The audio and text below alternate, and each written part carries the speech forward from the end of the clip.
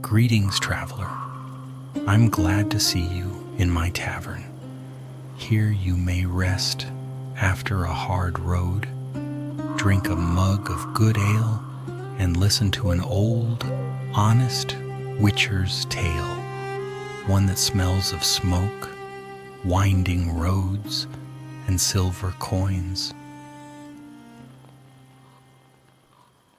The rain had fallen for 3 days without pause, soft and relentless, turning the dirt roads into rivers of mud and washing the world clean of color.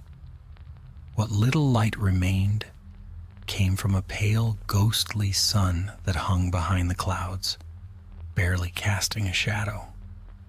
On such a day, most travelers sought shelter, but one rider pressed on, a white-haired man astride a horse as gray as the weather itself. Geralt of Rivia, the Witcher, followed the twisting path that ran along the Pontar River's southern bank. His cloak was soaked through, and his medallion, shaped like a wolf's head, trembled faintly against his chest. That subtle vibration was not from the chill. It meant magic was near.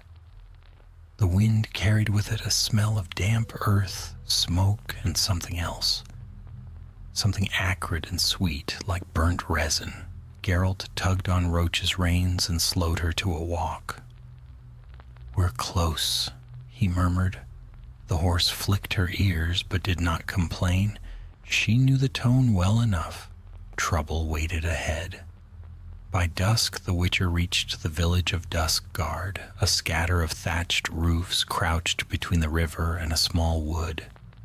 The air was heavy with the scent of fear. Not literal, but almost.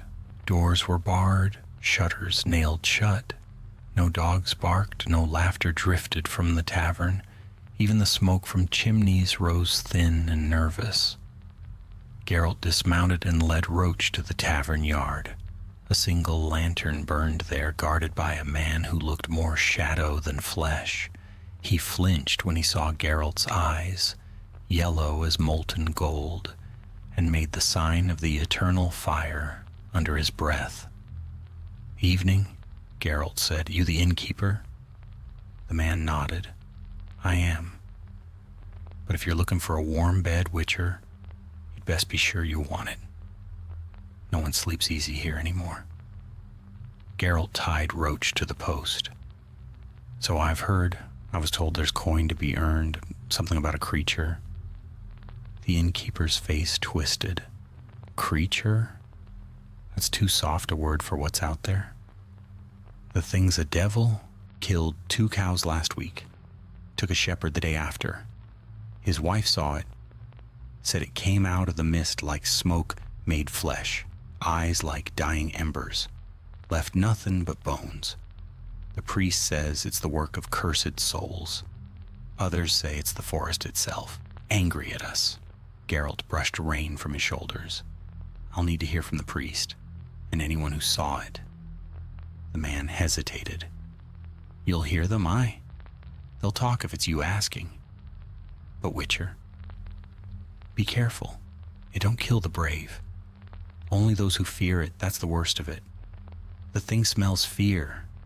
The more frightened you are, the stronger it gets." Geralt gave a small, humorless smile. "Then I shouldn't have much to worry about." Inside, the tavern was dim and mostly empty. A few villagers hunched over mugs, whispering. The hearth had burned down to embers, and the air smelled faintly of damp wool and smoke. When Geralt entered, the talk died.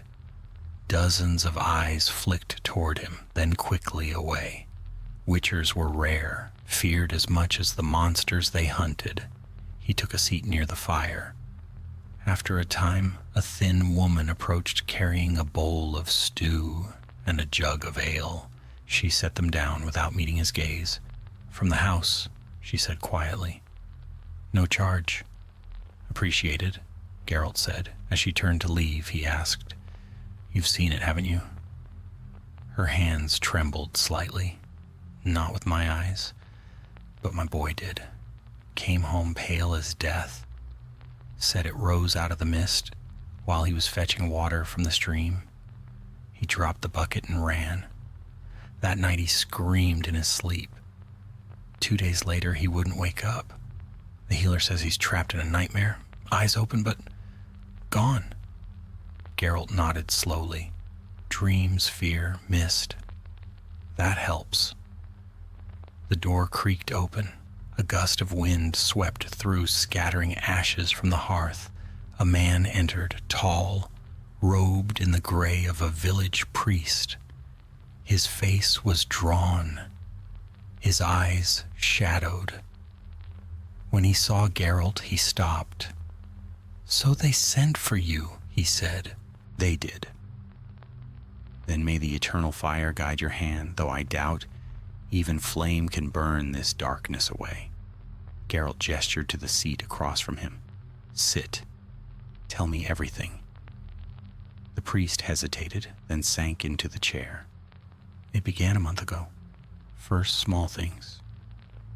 Animals frightened, shadows seen in the fog. Then came the deaths. At first we thought it a wolf.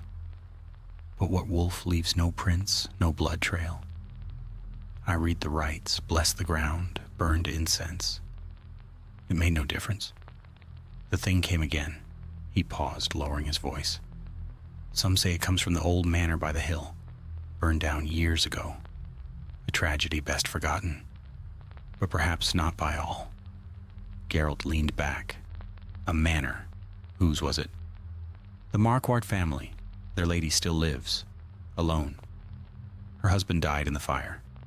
Some whisper she consorted with sorcerers. Others say she was cursed for pride. No one goes near the ruins now, not since her boy died." Geralt's eyes narrowed. "Her boy?" The priest nodded gravely. "A child lost to flame and grief, and perhaps something else." The Witcher rose. "Then I'll pay Lady Marquardt a visit come morning." He finished his ale, gathered his cloak, and left the tavern without another word. Outside, the rain had thinned to a drizzle. The night was deep and silent. Somewhere in the mist, beyond the fields, a low sound stirred. A whisper, almost human, followed by the faint hiss of something moving where no creature should. Geralt paused, hand resting lightly on the hilt of his silver sword. His medallion trembled again, sharper this time. "Smells like work," he muttered. Then, with a calm only a Witcher could possess, he stepped into the mist. Morning came shrouded in fog, thick as wool and heavy with silence. The world beyond the village was a blur. Pale trees, ghost-like fences, and the faint outline of the manor hill in the distance. Geralt adjusted the straps on Roach's saddle and swung himself up with practiced ease. The horse snorted, pawing the wet ground, as if she too sensed the weight of what lay ahead. They rode slowly through the mist, following a road that wound between dying oaks and sodden meadows. The air was chill enough to bite. Ravens perched on fence posts, silent and still. Geralt's medallion quivered every few moments, each pulse like a heartbeat against his chest. The closer they came to the manor, the stronger it grew. The ruins appeared at last through the fog, black stones rising from the earth like broken teeth. Half the manor had burned away, its skeletal beams jutting skyward, while what remained leaned as though burdened by its own memory. The gate hung from one hinge, creaking softly. Beyond it lay a courtyard of weeds and ash. Geralt dismounted. "Stay here," he murmured to Roach, and the mare obeyed, lowering her head to graze. The Witcher entered the courtyard, boots crunching over debris. The air was unnaturally still.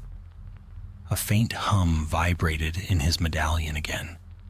Not danger, but the echo of old magic, lingering like smoke. He knelt, brushing aside damp leaves. Beneath them he found scorched sigils, carved into the flagstones. Faint, cracked, but still potent. Protective runes? Whoever lived here had once known the craft. A voice broke the quiet. You should not be here. Geralt rose slowly and turned. At the edge of the courtyard stood a woman wrapped in a gray cloak. Her hair, once dark, had gone streaked with white, and her eyes held the weary calm of someone who had lived too long with grief. Lady Marquardt, Geralt said. She inclined her head, though her expression remained guarded. And you must be the witcher the villagers hired. I saw you coming through the fog. You move like a shadow that doesn't belong to the light. Geralt allowed himself a faint smile. I've been called worse. You shouldn't have come, she said. There's nothing for you here but sorrow. I deal in sorrow, he replied simply, and I'm paid to end what others fear. Tell me about your manor. The villagers say it burned years ago. Her gaze drifted toward the blackened walls. 10 years. My husband was a proud man, too proud. He sought to bind magic he didn't understand. A summoning ritual meant to protect our lands. It went wrong. The fire came, and with it the screams. I lost them both that night, husband and son. Geralt studied her face. And since then, I rebuilt what I could, but nothing grows here anymore. I live in what's left because the past doesn't allow me to leave. The villagers whisper, but they do not know the truth. They call my grief a curse. Perhaps it is, Geralt said quietly. Something stalks the fields. They call it a smoke demon. It kills without leaving a trace. Her composure wavered for a heartbeat. I've heard of it, she said. They say it comes from the woods, but I have not seen it. Geralt's eyes narrowed. You're certain? She met his gaze. Steady, but too still. Yes. The Witcher could tell when someone lied. Her heartbeat had quickened, barely enough for human ears, but his were not human. Still, he said nothing. He turned his eyes to the burned threshold and stepped forward. Stay where you are, she warned sharply. Geralt ignored her and crossed into the ruins. The scent of old ash and damp stone filled his nostrils. Inside, the remains of the great hall stretched before him. A skeleton of splintered beams and soot-stained walls. In the center stood a hearth, blackened and cold. Yet as he approached, a faint warmth brushed against his cheek, as if embers still lived beneath the ashes. He knelt again. Beneath the soot, he found a charm of bone, carved with runes of binding, cracked down the middle. Cursed seal, he muttered, broken by fire. From behind him came the rustle of fabric. Please, the lady's voice trembled. Leave that be. Geralt rose and turned. You lied. The curse began here. The thing in the mist, it's bound to this place. To you. She took a step back, her eyes wide. No, I swear. A sudden sound tore through the air. A low, dragging whisper, followed by the shiver of something unseen moving through the fog. The temperature dropped at once. Geralt drew his silver sword, the steel gleaming pale in the dim light. Inside, he ordered, though the manor offered little shelter. The lady froze. What is it? Stay behind me. The mist thickened, curling into the broken hall like breath from a frozen lung. Then it began to take shape, a man's silhouette first, but shifting, unstable, its edges flowing like smoke. Eyes flared within it, deep red, burning faintly, as though fueled by dying coals. The air reeked of burnt resin and iron. The lady gasped. No, not again. The creature lunged. Geralt rolled aside, the blade slicing through the smoky form. It hissed, recoiling, but the wound healed almost at once. Not physical, he muttered. Illusory projection, or... He didn't finish. The creature turned its hollow eyes on the lady. She stumbled backward, terror flooding her face. At once, the monster grew, swelling in size, its form darkening, edges sharpening into claws. Geralt cursed under his breath. "It feeds on fear!" He raised his hand and muttered an incantation. "Ard!" A wave of invisible force burst outward, scattering the fog. The creature dissipated like smoke in wind, but not for long. It reformed at the edge of the hall, slower now, watching. Geralt's medallion quivered madly. He turned to the lady, her face pale as parchment. "It's bound to you. What did you do?" Tears welled in her eyes. "I tried to save him," she cried. "When the fire took the manor, I begged the gods, the mages, anyone to bring my son back, and something heard me. I thought I could save his soul, but it wasn't him that returned." Geralt lowered his sword slightly. "The boy's spirit is trapped. The curse took his shape, bound to your grief, and your fear keeps it alive." The creature screamed, a sound like wind tearing through hollow bones. Geralt moved forward, sword gleaming, his voice calm despite the rising chaos. "Then it's time to set him free." He swung, silver cutting through shadow. The creature shrieked again, and for an instant its form wavered. A child's face, twisted by sorrow and flame, stared back at him. The Witcher hesitated. The woman cried out, "Please don't hurt him." The hesitation cost him. The monster surged forward, a blur of smoke and claws. Geralt braced, blocking with the flat of his blade. The impact sent him staggering. His medallion flared white hot. The air buzzed with dark energy. The lady fell to her knees, sobbing. "I didn't mean for this. I wanted him back. I just wanted my boy." The monster's form flickered again, wavering between shadow and child. Geralt's expression hardened. "Then tell him the truth," he said. "End this." The woman looked up, trembling. "My love, I'm sorry. I couldn't save you. Forgive me." The creature faltered. The mist thinned, its eyes dimming. For a moment, the boy's voice echoed faintly. "Mother." Then the curse screamed, an unearthly sound that split the air, and vanished. The silence that followed was deep, terrible, and final. The Witcher lowered his blade. The woman fell against the floor, weeping. Geralt sheathed his sword and stared into the fading fog. "It's not over," he muttered. "Not yet." Outside, thunder rolled across the hills. The fog crept back toward the woods as though retreating or waiting. The hunt had only begun. Night fell over Duskguard like a slow-turning blade. The rain had stopped, but mist still rolled from the river, swallowing fields and barns, drifting through the crooked streets like a living thing.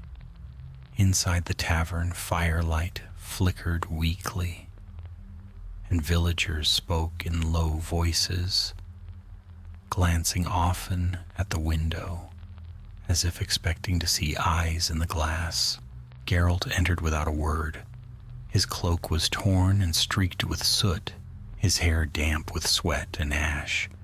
He went to the bar, poured himself a cup of mead, and drank it in one long swallow. The innkeeper said nothing, only watched him with cautious respect. "You found it, then?" the man said finally.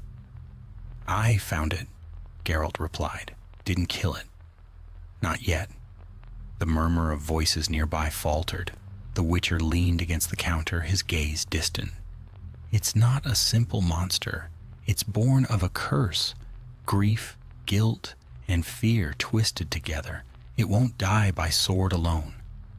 The innkeeper's hand trembled slightly as he filled Geralt's cup again. "Then what will kill it?"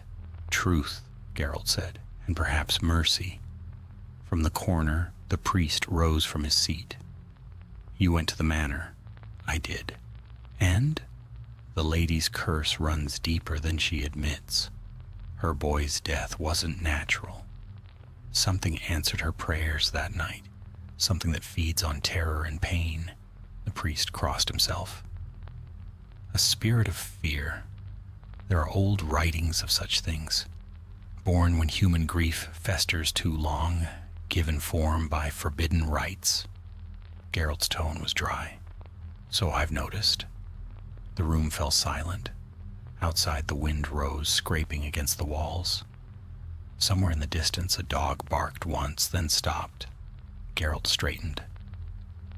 If the curse feeds on fear, then every scream in this village strengthens it. You'll need to hold fast. Keep lights burning through the night. Stay together and stay calm. If it strikes, it'll strike at those alone and afraid. The innkeeper nodded slowly, though his eyes betrayed doubt. You think it'll come here? I think it already has, Geralt said. As if to answer, the lantern by the door flickered violently, and a cold draft swept through the room. The villagers gasped. Someone whispered a prayer. Geralt drew his steel sword and turned toward the entrance. The door shuddered, then fell open. Not from wind, but from something unseen pressing against it. Mist coiled inward, thick and gray, carrying with it the faint sound of footsteps. Geralt's medallion thrummed against his chest. "Get back," he ordered. Shapes moved in the fog. Not one, but several. At first they looked human, but their movements were wrong, jerky and shivering like marionettes pulled by tangled strings. "Specters," Geralt muttered, "manifestations of the curse." The creatures slithered forward, faces half-formed, mouths open in soundless screams. The villagers cried out, stumbling back. Geralt planted himself between them and the door. His sword gleamed as he whispered a sign, Irden.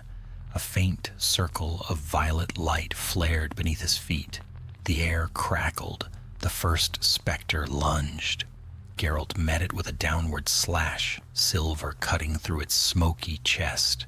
It howled and dissolved, its form scattering like ashes in wind. The others came at once. Geralt moved with the fluid precision of years of battle. His blade sang, flashing through fog and shadow. But for each spirit he cut down, another crept from the mist. Their whispers filled the air, voices of despair, a pleading of guilt. "Mother, help me. I burn, I burn." Geralt gritted his teeth. He could feel their weight pressing on his mind, the curse trying to take hold, to make him see what it wanted him to see. He fought it off with will and discipline, but the edge of his vision shimmered with flickering images. Fire, a child's laughter turning to screams, a woman's cry of horror. He heard a voice behind him, the priests raised in prayer. The words of the eternal fire filled the hall, burning faintly in the air. The specters hesitated, shrieking at the sound. Geralt seized the moment, driving his sword into the nearest one. It burst apart in a flare of cold light. Then, as suddenly as it began, the assault stopped. The fog retreated through the open door, flowing back toward the river like a tide pulling away from shore. Silence followed, heavy and complete. Only the crackle of the hearth remained. Geralt lowered his sword, breathing hard. He turned to the priest. "Your prayers helped." The priest's face was pale, sweat glistening on his brow. "It wasn't just prayer. That thing, it fears flame. The fire burns away lies and cowardice. Perhaps that's why it retreats." Geralt nodded. "Perhaps. Keep the fires burning. Don't let the fear spread." He sheathed his sword and strode out into the night. The mist clung to the ground, shifting restlessly. His medallion still trembled, faint but constant. The curse hadn't withdrawn entirely. It was watching, waiting. He looked toward the distant hill where the ruins of the Marquardt Manor loomed faintly against the stars. Somewhere inside those blackened walls, the truth still hid. The lady had told him her son died in the fire, but she hadn't said how, and curses did not take hold without blood to bind them. Roach waited where he had left her. Geralt mounted and set off again, the night air cold against his skin. The road wound through fields that glimmered faintly under the half-moon. He rode in silence until the ground rose again toward the manor. There, at the edge of the burned courtyard, something moved. A child's shape, small, barefoot, standing among the weeds. Geralt reined in. His hand went to the hilt of his sword, but he didn't draw. "Who are you?" The boy turned. His face was pale, almost translucent, eyes glowing faintly blue. "Are you here to help her?" he asked softly. "Help who?" "My mother," the boy said. "She cries every night. She won't stop. The smoke comes when she cries." Geralt dismounted slowly. The boy didn't move. "You're the one they call the smoke demon?" Geralt said quietly. The child frowned. "I'm not a demon. I'm scared." The Witcher's heart hardened. "You're bound to her fear.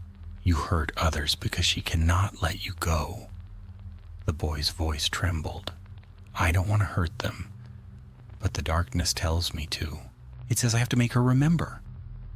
Geralt's eyes narrowed. "The darkness?" The child pointed toward the ruins. "It lives in there. It hides where the fire began." A gust of wind stirred the ashes, and the boy's form began to fade. "It's coming," he whispered. "Please, Witcher, make it stop." Then he was gone. Geralt stood alone in the courtyard, the silence pressing down like a weight. He looked at the charred stones, the broken runes, the remnants of a curse that was more than grief.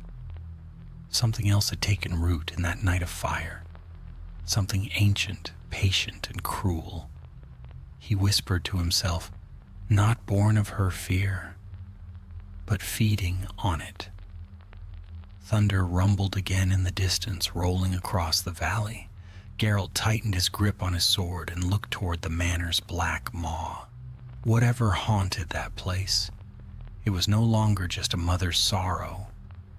It was something older, hungrier, waiting to be faced. And Geralt of Rivia would face it before dawn.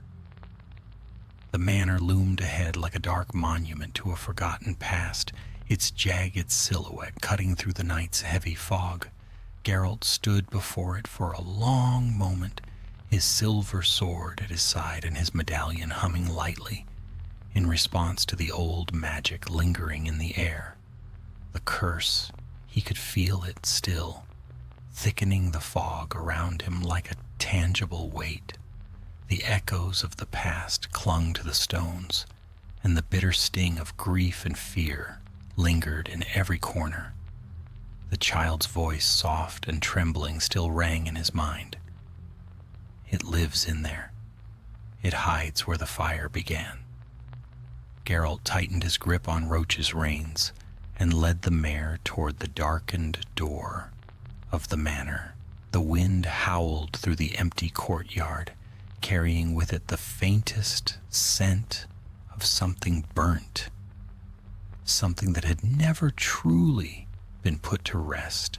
The burned remnants of the manor creaked under the pressure of unseen forces, as if they were still fighting to hold on, still desperate to preserve the tragic story that had unfolded here. The door, once grand, was now nothing more than a warped frame hanging loosely on its hinges. Geralt pushed it open, the wood groaning in protest, and stepped into the dark interior. His boots crunched on the debris-laden floor as he advanced, his eyes slowly adjusting to the gloom. The faintest light from the sliver of moon above filtered through broken windows, casting long shadows across the ruined walls. In the heart of the hall, the faint glow of the hearth beckoned, but there was no warmth. The air was still, suffocating, and the stones underfoot felt like they had absorbed the grief of countless years. The Witcher moved carefully, sensing that something far darker than simple remnants of a curse lingered here. The broken sigils he had found the night before still marred the floor, their faded lines twisted and cracked by fire. But something else was present now. He could feel it, a pulse of unnatural energy at the center of the room, as if the very heart of the manor had become a vessel for the curse's power. The boy's warning echoed in his mind again. It hides where the fire began. Without hesitation, Geralt followed the pull of the energy deeper into the manor. The walls seemed to close in around him, the shadows lengthening with each step. The further he went, the more oppressive the air became, thick with ancient power and the sense that he was walking in a place where time had stopped.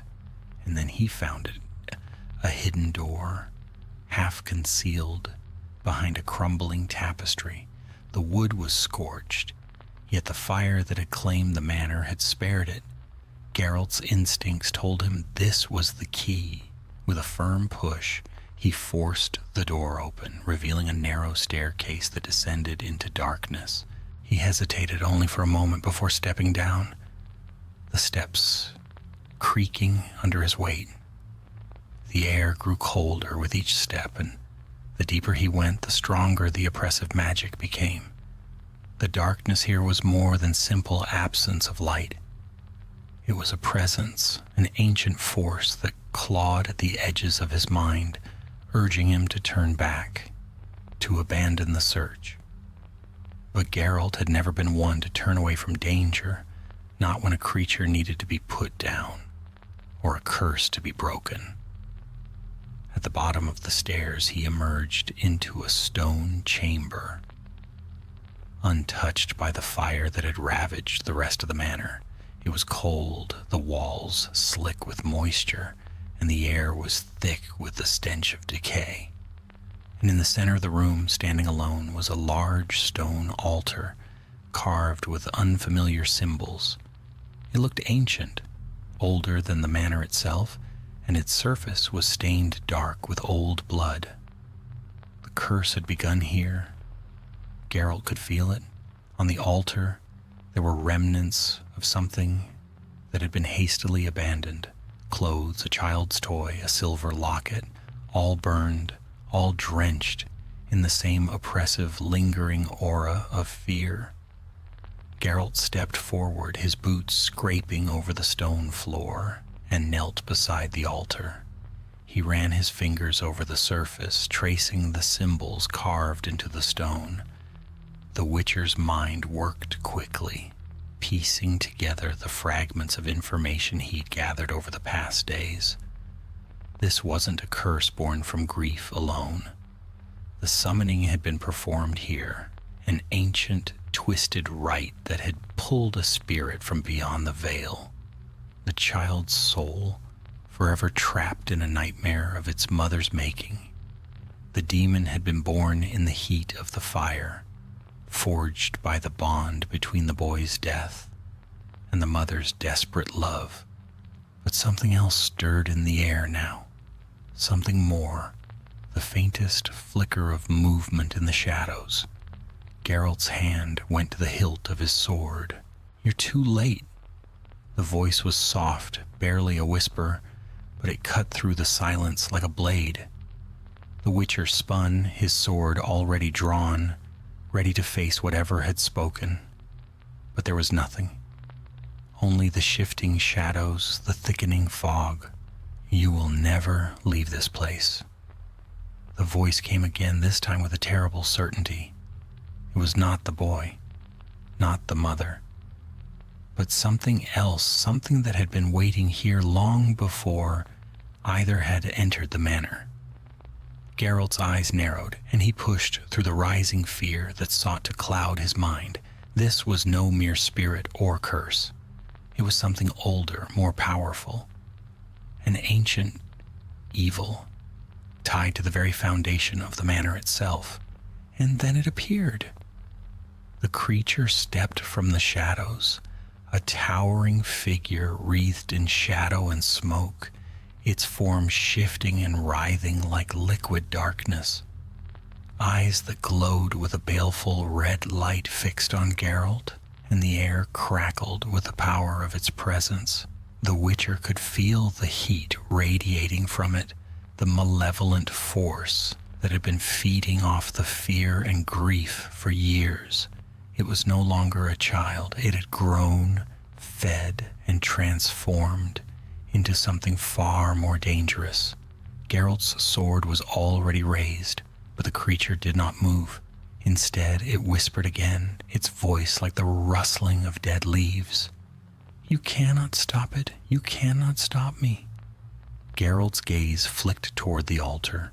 His instincts told him that this creature, whatever it had become, was tied to the stone, to the ancient ritual that had begun it all. His sword gleamed in the dim light, the silver reflecting the faint flicker of the creature's eyes. He had to break the curse at its source. But how? Before he could think, the creature lunged. The Witcher reacted, instinctively sidestepping the first strike as the creature's claws swiped through the air where he had been moments before. The blow left a trail of black smoke in its wake. Geralt slashed back, his blade cutting through the shifting form of the creature, but it was like cutting through smoke. The wound healed almost immediately, the darkness pooling together and reforming. "Damn it," Geralt muttered under his breath, backing away. The creature hissed, its shape flickering like a fire on the verge of being extinguished. "You think you can kill me? You think you can end this? I am the darkness that binds them. I am the fear in her heart, the guilt in her soul. I will never die. I will never leave." Geralt's mind raced. The creature fed on fear. But it wasn't just the boy's spirit. It wasn't just the mother's guilt.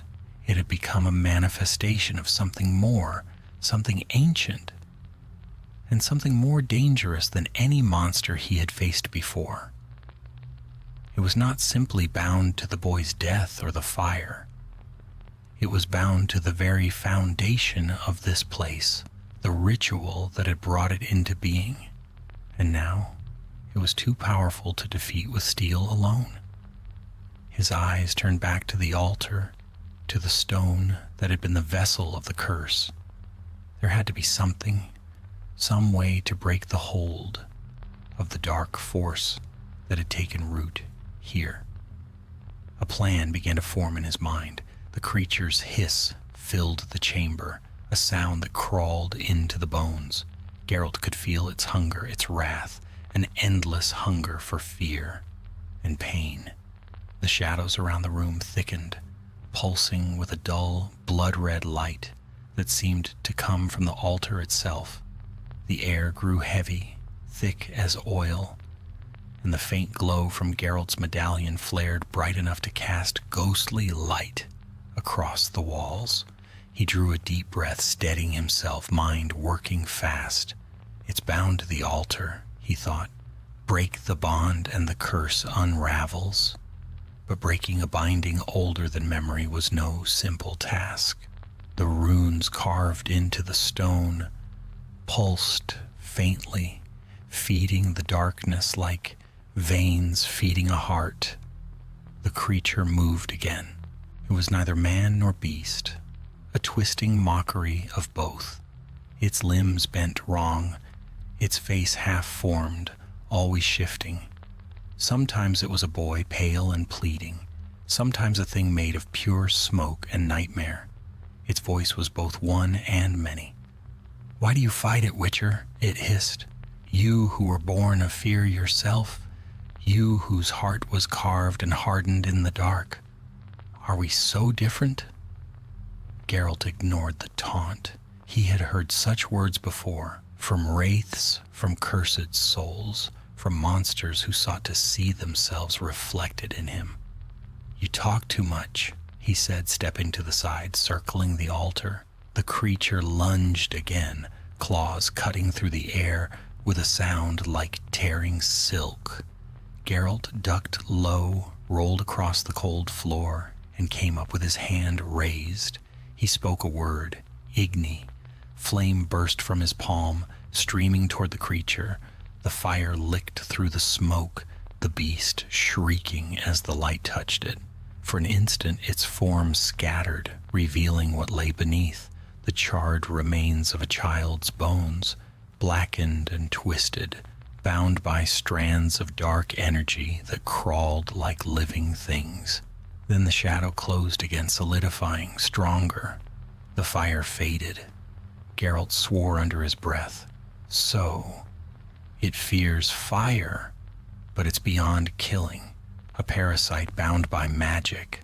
He turned his eyes back to the altar. The runes were clearer now, symbols of protection, binding, and sacrifice. This had been no ordinary summoning. Someone had called upon a forgotten power. The Lady Marquardt's husband, perhaps? Or her desperation itself had summoned something from beyond reason. He touched the hilt of his silver sword and began to whisper the words of a banishment he had learned long ago, half remembered from a scroll written in elder speech. His voice was low, deliberate, each syllable falling heavy in the air. The magic stirred, the chamber trembled, the creature screamed, and the darkness thickened once more. "Stop him," it howled.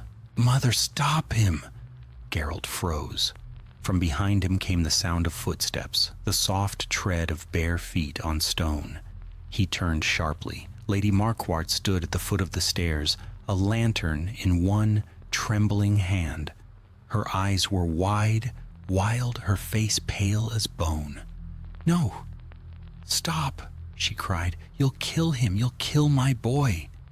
"Your boy's already gone," Geralt said evenly. "This isn't him. This is what's left when love turns to obsession." "You lie!" she screamed, clutching the lantern closer. "I see him. He speaks to me every night. He needs me." As if to answer, the creature turned its gaze toward her, and its form shifted again. The shadows thinned, and for a moment the shape of a small boy stood where the monster had been. His face was clear, soft, and sorrowful. "Mother," he whispered, "don't let him hurt me." The woman fell to her knees, tears streaming down her face. "I won't, my darling, I won't." Geralt moved toward her, but she lifted the lantern threateningly. "Stay back," she said. "You don't understand." The Witcher stopped. He could see the strain in her eyes, the battle between truth and delusion. The curse was feeding on that conflict, drawing strength from every denial, every tear. "Listen to me," Geralt said, his voice calm but firm. "That thing is using your grief. It wears your son's face, but it is not him. If you keep believing in it, it will keep killing. It's already killed more than you can count." The woman's lips trembled. "No, he wouldn't." "Then look at him." Geralt pointed toward the creature. The illusion flickered. The child's face twisted, darkened, eyes turning black as pitch. The body lengthened, distorted, its small hands curling into claws. The voice changed, deepened, became the hiss of a beast. "Mother," it crooned, "don't listen to him. He doesn't know you like I do. He doesn't love you." She stared, frozen, caught between two worlds. Geralt knew that if he didn't act now, she'd break, and the curse would grow strong enough to destroy them all. He stepped forward, sword raised, and called upon another sign. "Axii." His voice carried unnatural weight, and the magic rippled through the air. The woman's eyes glazed for a heartbeat. her body relaxing slightly as the spell settled upon her mind. "Look at the altar," he said quietly. "Look at what your love became." She turned, trembling. Her eyes followed the light of his sword to the blood-stained stone, to the bones that lay beneath the shadow's form. Her breath hitched. "No," she whispered. "No, it can't be." The creature screamed, a terrible, ear-splitting wail of fury. It lunged for her, but Geralt was faster. His sword flashed, striking the altar with a single powerful blow. The silver edge cut deep into the stone, splitting the carved runes. Sparks flew, and a surge of wild magic erupted through the room. The shadow convulsed, its form shattering into fragments of black mist. The walls shook. Geralt shielded his face as light exploded from the altar. The woman screamed, but it was not the sound of fear. It was release, grief breaking free after years of chains. When the light faded, silence returned. The air was still, the pressure gone. Only the faint smell of burnt ash lingered. The Witcher lowered his sword. The shadow was gone. The altar cracked in two. The woman knelt beside it, her tears falling onto the cold stone. "He's gone," she whispered, "truly gone." Geralt sheathed his blade. "Yes," he said quietly. "You freed him." She looked up at him, her expression hollow. "And what of me?" "That's not my work," Geralt said. "The curse is broken. But the grief, that's yours to carry." He turned to leave, but before he reached the stairs, she spoke again, her voice thin and broken. "Thank you, Witcher, for mercy." He didn't answer. He simply walked up the stairs and out into the cold air. The first light of dawn touched the horizon, soft and gray.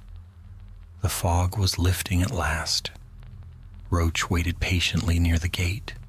Geralt mounted, casting one last glance at the ruins behind him.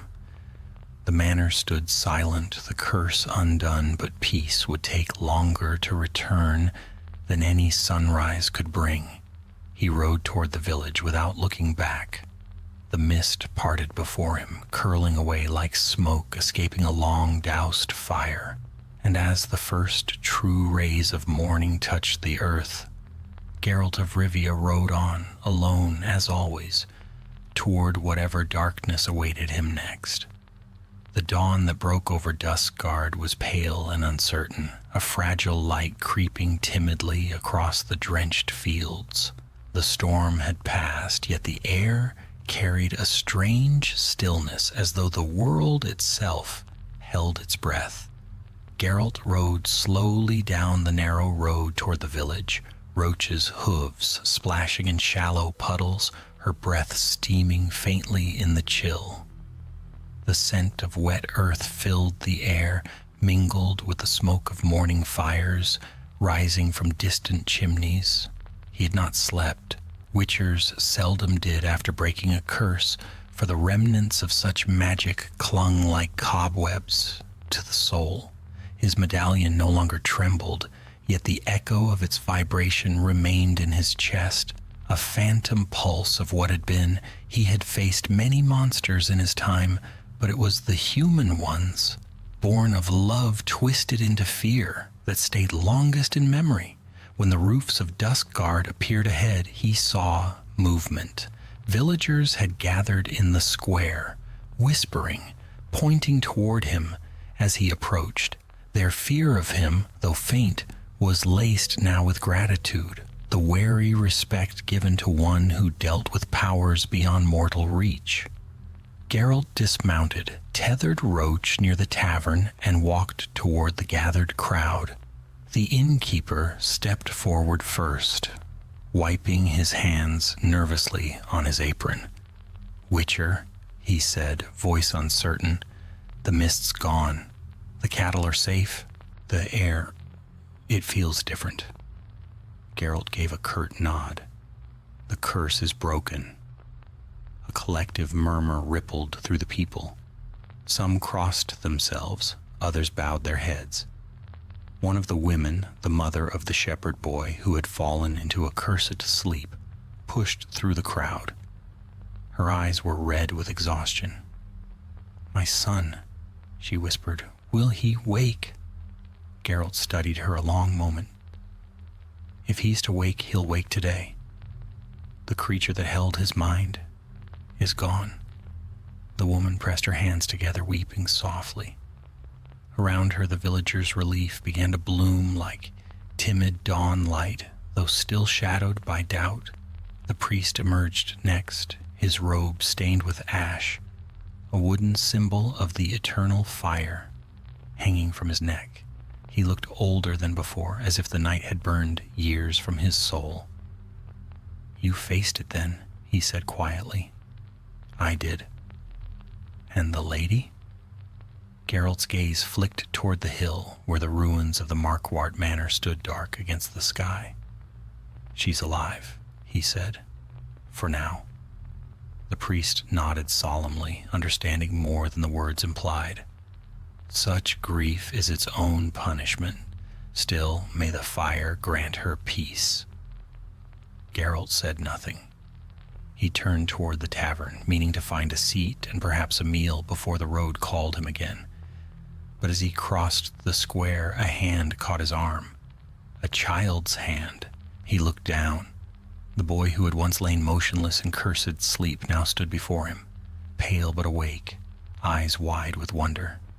"Mr. Witcher," the boy said softly, "I saw him in my dreams." A boy made of smoke. He said, "Thank you." Geralt's expression did not change, but his eyes softened. "Then rest easy. Dreams like that don't come twice." The boy smiled shyly and ran back to his mother. Geralt watched him go for a moment before entering the tavern. Inside, the air was warm and thick, with the smell of bread and wood smoke. The hearth crackled with new life, and the fear that had haunted this place seemed to have burned away with the curse. Geralt took his usual seat near the fire. The innkeeper brought him ale and a plate of stew without being asked. "You'll be leaving soon, I reckon," the man said. "I will." "Where to, if you don't mind my asking?" Geralt took a slow sip of ale. "Wherever the road leads. There's always another contract." The innkeeper nodded, hesitating before speaking again.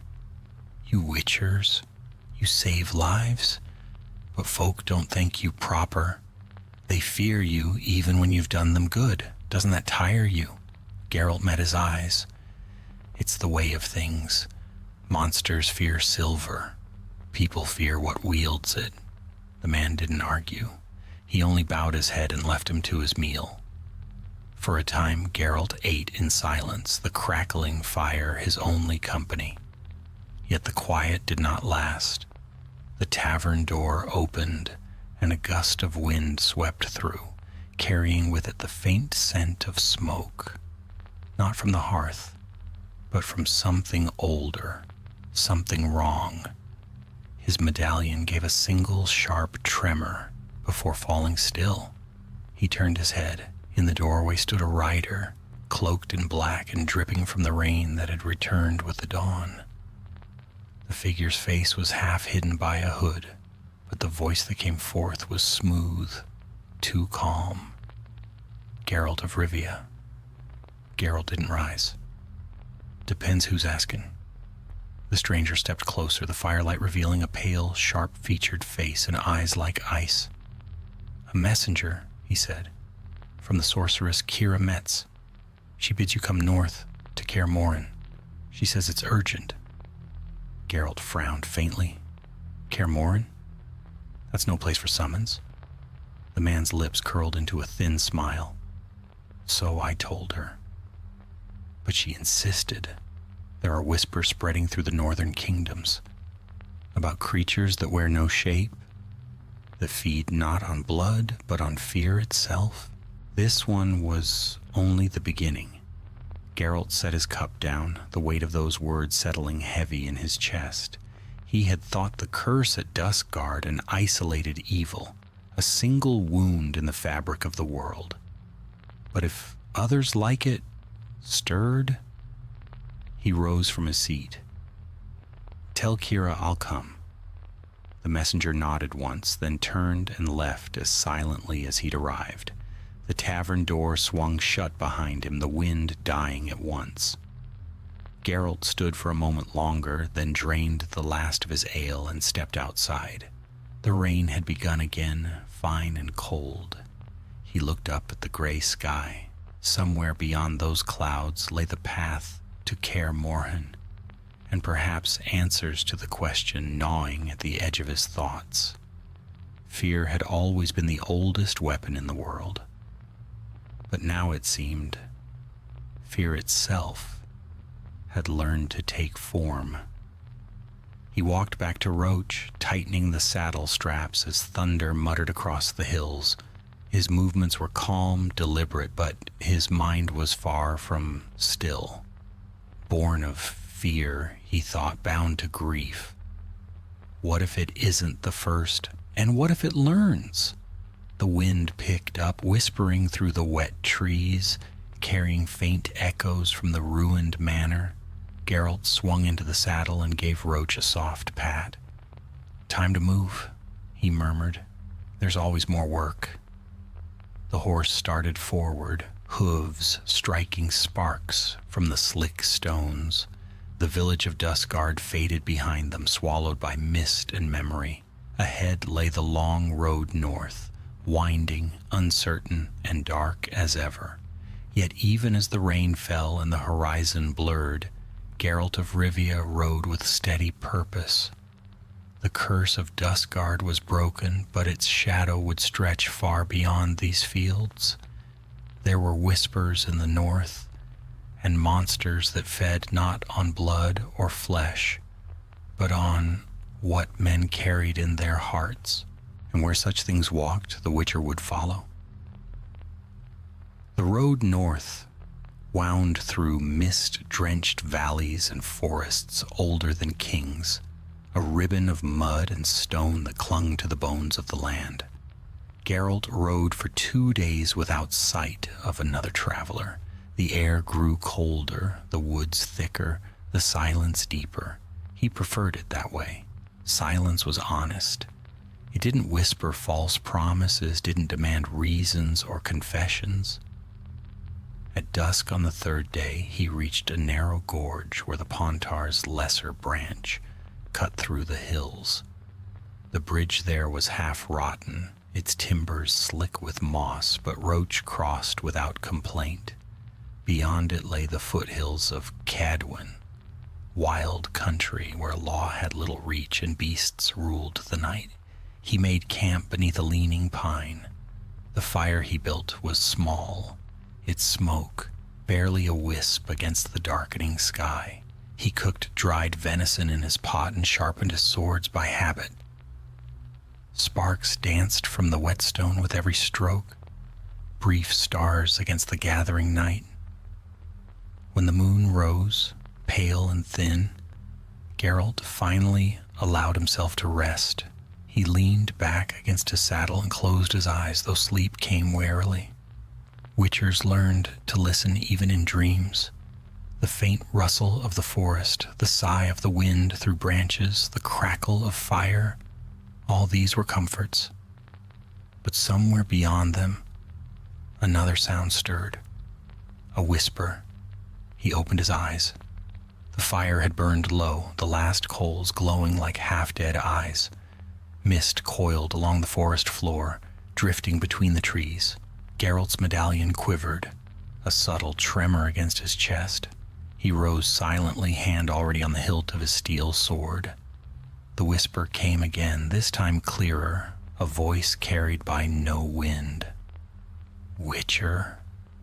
It was not the voice of a woman or a man, not even wholly human. It slithered, soft and echoing, as if spoken from many mouths at once. Geralt turned slowly, scanning the trees. "Show yourself." The mist thickened, rising until it shrouded the camp. From within it, shapes began to form. Faces, fleeting and pale, dissolving as quickly as they appeared. Not spirits, not quite illusions either. Something between. A shiver ran through the air, and then a figure stepped from the fog, a woman in tattered robes, her hair flowing like strands of smoke. Her eyes glowed faintly blue. "You freed one," she said, "the child bound in sorrow. You severed our tether." Geralt's grip tightened on his sword. "Who's our?" The specter smiled faintly.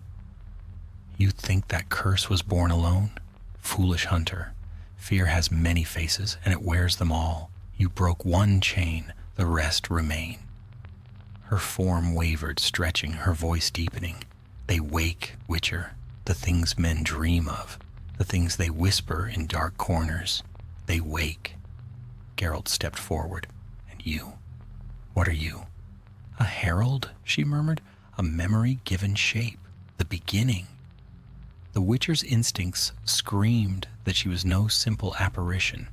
He drew the silver sword. The runes along its edge glimmered faintly. "Then this is where your beginning ends?" He swung. The blade sliced through her, scattering mist like torn silk. But the fog closed around him again, and her voice came from all directions at once. "You cannot kill what was never alive." Geralt muttered an incantation. Yrden. A circle of violet light flared beneath him, spreading across the forest floor. The runes burned against the mist, forcing it to recoil. The shapes dissolved, their whispers fading. Silence fell once more. Geralt lowered his sword, but didn't sheathe it. His medallion still vibrated faintly. Whatever he had seen, or thought he'd seen, wasn't bound to this place. It had sought him out deliberately.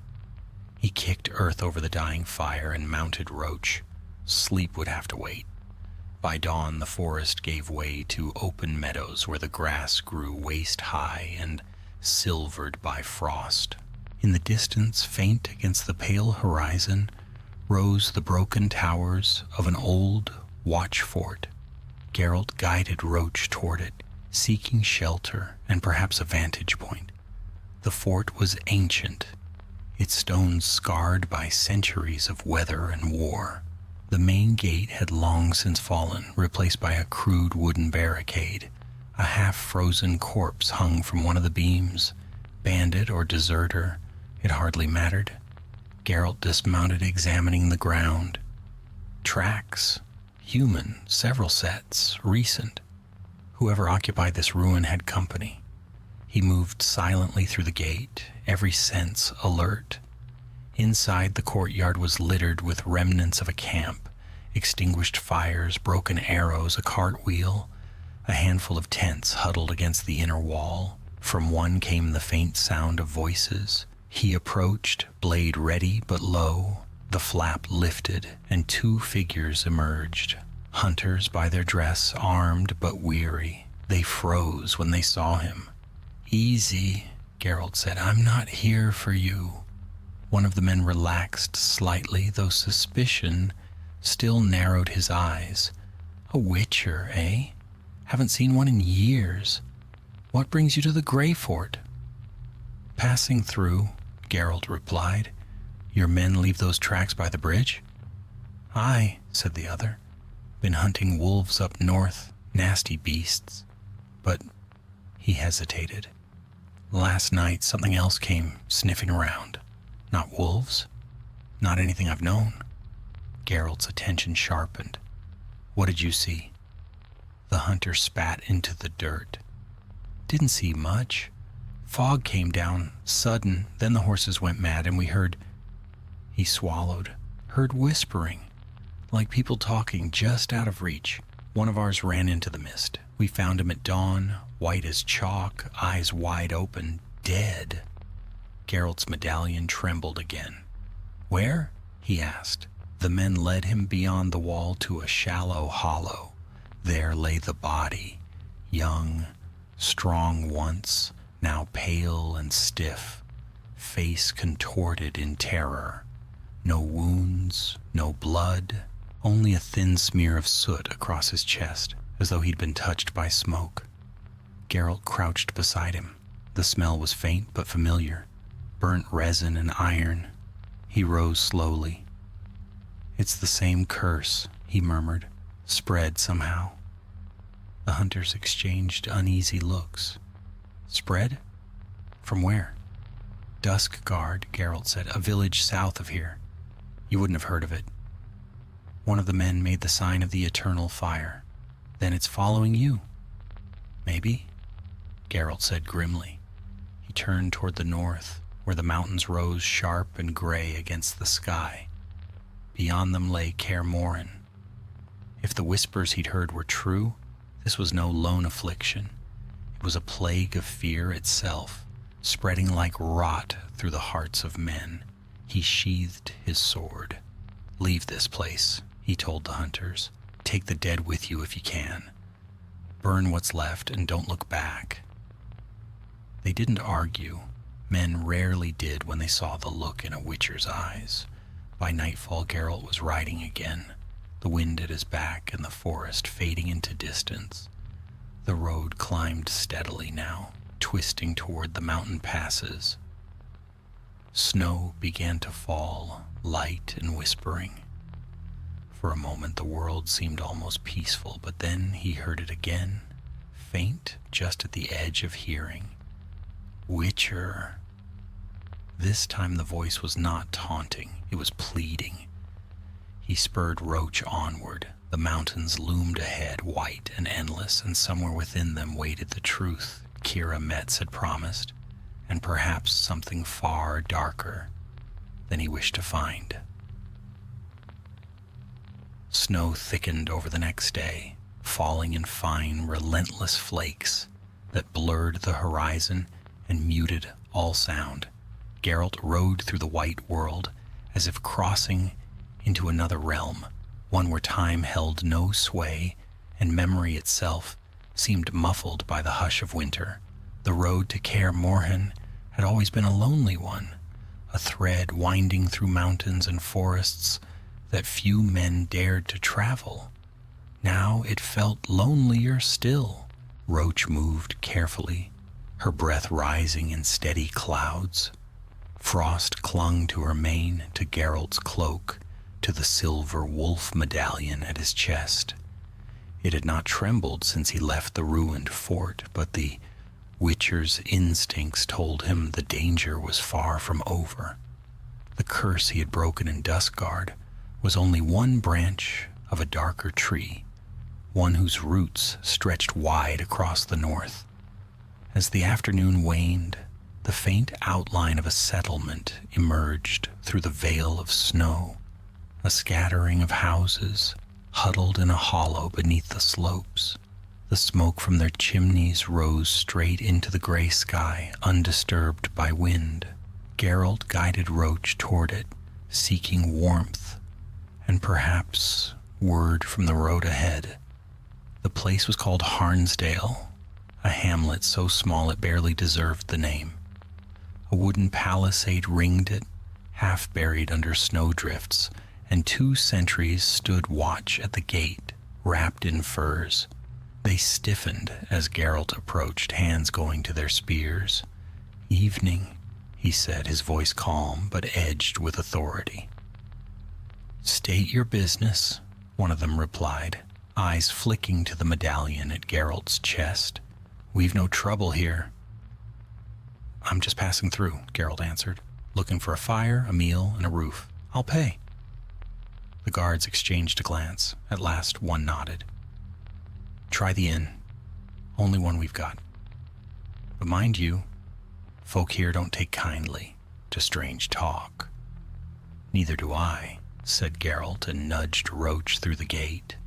The village square was empty, save for a frozen well and a few chickens pecking futilely at the snow. The inn stood at the far end, its windows glowing faintly gold. Geralt dismounted, tethered Roach, and stepped inside. Warmth hit him like a wave.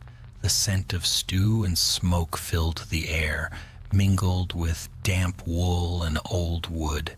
The tavern was half full, Miners, trappers, perhaps a merchant or two, all talking quietly. Their conversation faltered when the Witcher entered. As always, Geralt ignored their stares, removed his gloves, and took a seat by the fire. A woman with tired eyes and a scar across her cheek approached. "What'll it be?" she asked. "Stew," Geralt said, "and ale." She nodded and left him to the crackling fire. The murmurs resumed, soft and uneasy. He caught snippets of conversation. "Another gone missing," one said. "By the river," whispered another. When the woman returned with his food, he spoke quietly. "People disappearing?" Her eyes flicked toward him, wary. "You've good ears, stranger." "Aye, a few. Always at night. Always near the water. The men say it's wolves, but wolves don't leave tracks that vanish." Geralt spooned a mouthful of stew and swallowed before answering. "Any witnesses?" "Old Marin claims he saw shapes moving in the mist. Said they whispered his name." Geralt set down his spoon. "Mist?" She hesitated, then nodded. "Aye. Comes from the river after sunset, thick as smoke. Folks say it's cursed. The priest won't go near it. Says fear draws it closer." The Witcher leaned back, eyes narrowing. Again, that word. Fear. It followed him like a shadow. He finished his meal in silence, then rose and went to the door. The snow outside had stopped, but twilight had already fallen. He could see the river beyond the palisade, a black ribbon cutting through white fields. Mist curled above its surface, faint but growing. Geralt fastened his cloak and stepped out into the cold. He followed the path down to the riverbank, boots crunching over frozen ground. The air grew colder still, sharp enough to sting the lungs. The mist thickened as he neared the water, swirling lazily at first, then rising in tendrils that coiled around his legs like smoke seeking warmth. His medallion trembled. Geralt drew his silver sword. "All right," he murmured. "Let's see what you really are." The fog stirred in answer, rippling outward. Then came the whispers, faint, disembodied, threading through the air like strands of silk. "Witcher," he turned slowly, scanning the mists. "I've heard that before," he said. "You'll have to try harder." The river shivered, its surface breaking in silent ripples. Something moved beneath, something vast and formless. The mist coalesced, rising from the water in a slow, graceful motion until it took shape. A towering figure, its body half vapor, half shadow, its face hidden beneath a veil of shifting gray. When it spoke, its voice was neither male nor female, but both at once, an echo that seemed to come from within the listener's own mind. "Why do you chase us, butcher of monsters? Do you not see? We are what men make of themselves. We are their terror, their guilt, their sleepless nights. You cannot kill what lives in their hearts." Geralt stood firm, blade raised but unmoving. "I've heard worse speeches from drowners." The mist being tilted its head, amused, or so it seemed. "You jest, but you know the truth. Fear made us. Fear made you. The same fire that forged you burns in us. That is why we find you." Geralt's jaw tightened. "I didn't ask to be found." "You were chosen," it whispered, "the first of the new dawn.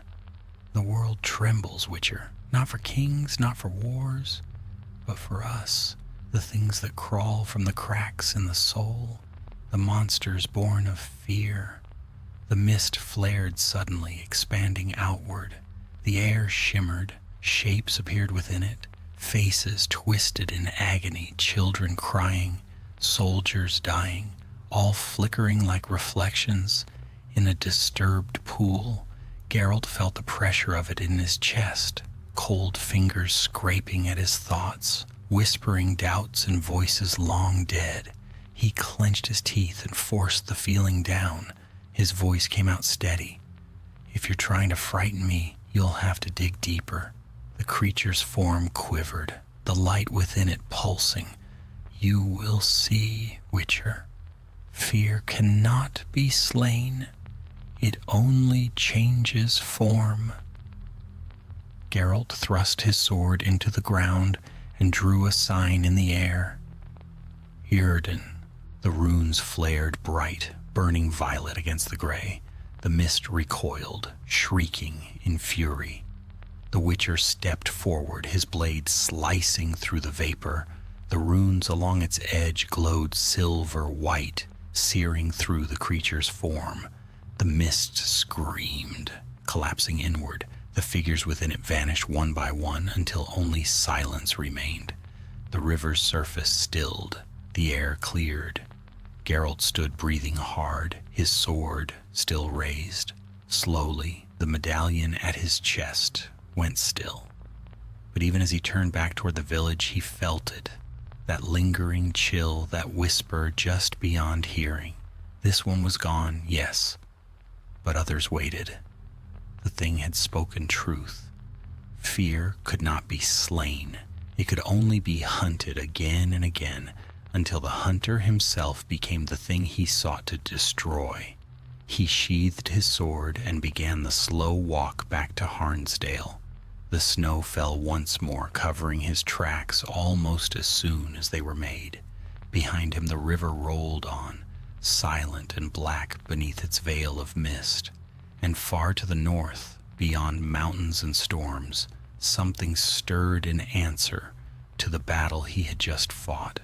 A shadow, older than any curse, waking at last to the sound of its own name, whispered by the wind. Geralt of Rivia would soon learn that the monsters born of fear were not content to haunt villages and lonely ruins. They had begun to move together to hunger, and they had not forgotten the Witcher who dared to defy them. The dawn after the mist creature's fall came bitter and gray.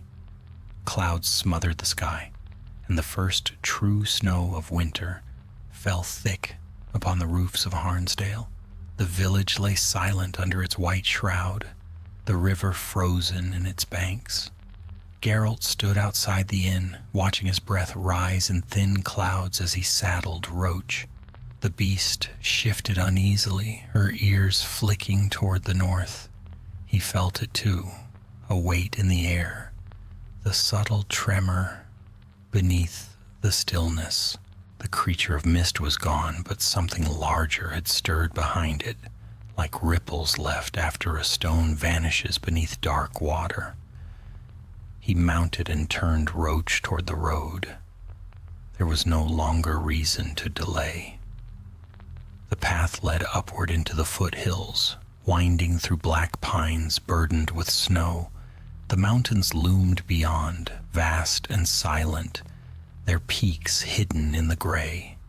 As Geralt rode, he passed signs of old paths once traveled, stone markers half buried in frost, the charred remains of a camp abandoned seasons ago.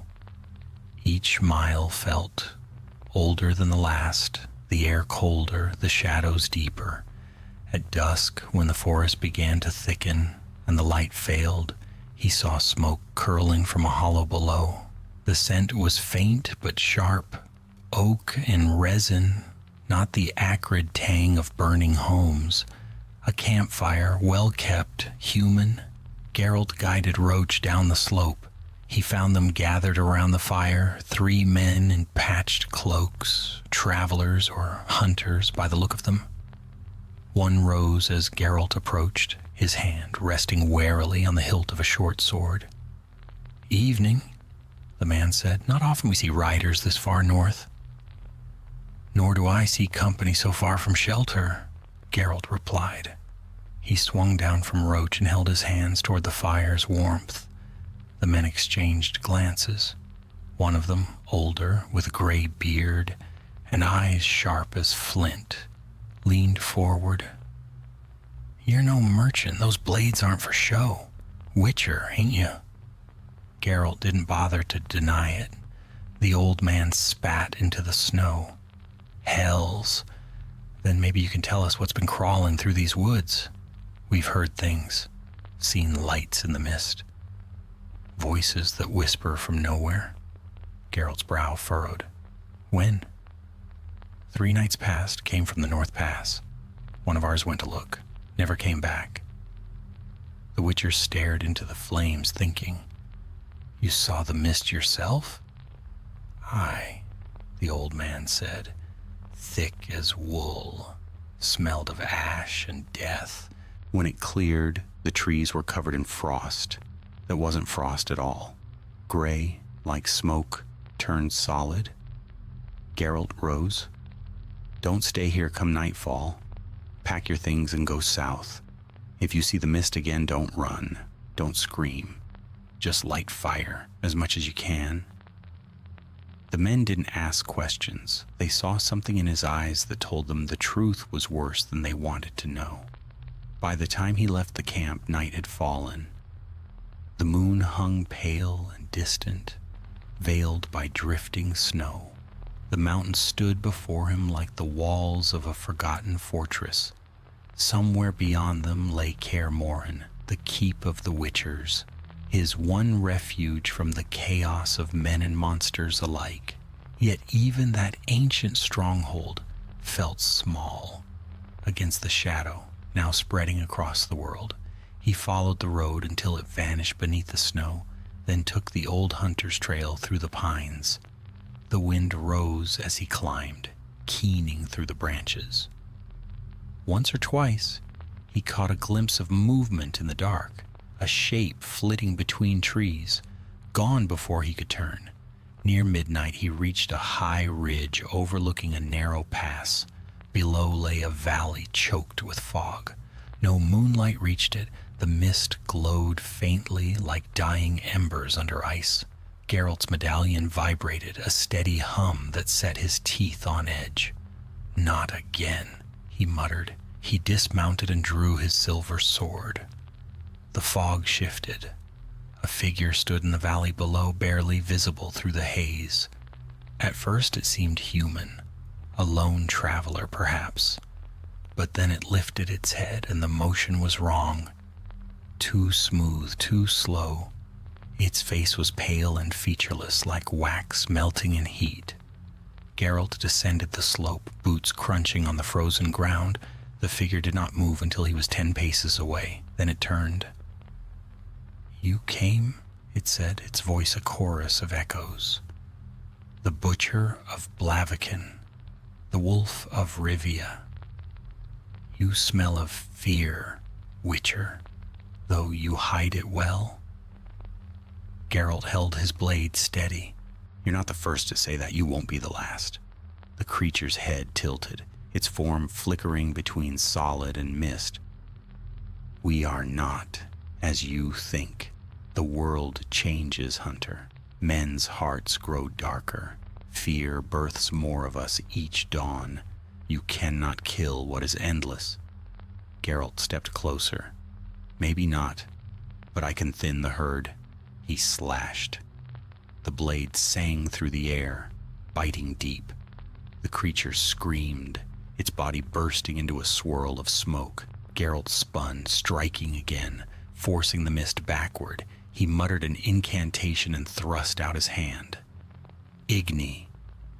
Flame erupted, slicing through the fog like sunrise through cloud. The creature wailed and recoiled, the air thick with burning frost.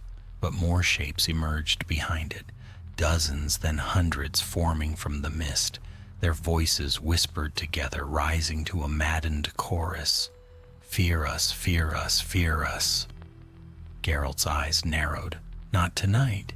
He drew a sign in the snow, Yrden, the rune of containment, and slammed his palm into the center. Light flared, pure and white.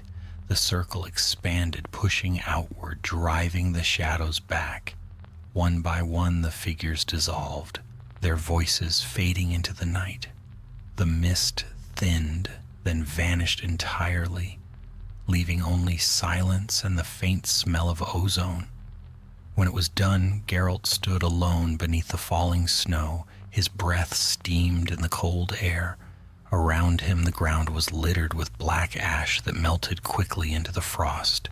He sheathed his sword and looked toward the mountains. The pass ahead was clear now, open to the road beyond, but the voices' words lingered in his mind.